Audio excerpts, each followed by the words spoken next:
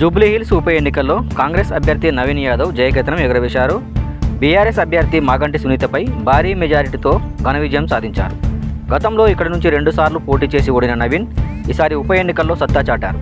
25,000కు పైగా ఓట్ల మెజారిటీతో జూబ్లీహిల్స్ అడ్డాలో కాంగ్రెస్ జెండా పాతారు. ఈ సందర్భంగా బెజ్జంకి మండల కాంగ్రెస్ పార్టీ నాయకులు అంబేద్కర్ చౌరస్తాలో టపాసులు కాల్చి సంబరాలు చేసుకున్నారు.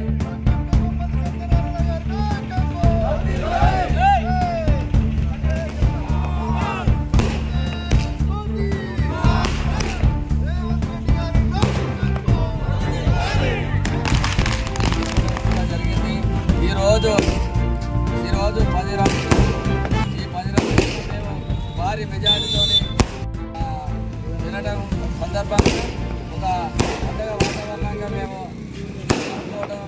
జరుపుకోవడం జరుగుతుంది. కాబట్టి మాకు రాబోయే రోజులలో కూడా స్థానిక సంస్థ ఎన్నికలలో కూడా గెలుపొందుతామని చెప్పి కూడా మేము తెలియజేస్తున్నాము. అదేవిధంగా రేపు స్థానిక సంస్థ ఎన్నికలే కాకుండా కాంగ్రెస్ పార్టీ ఇంకా ఎన్నో కార్యక్రమాలు చేయబోతుంది. ఈ మా కాంగ్రెస్ పార్టీ చేసే అభివృద్ధి కార్యక్రమాలు చూడలేక టీఆర్ఎస్ పార్టీ కానీ బీజేపీ పార్టీ కానీ మమ్మల్ని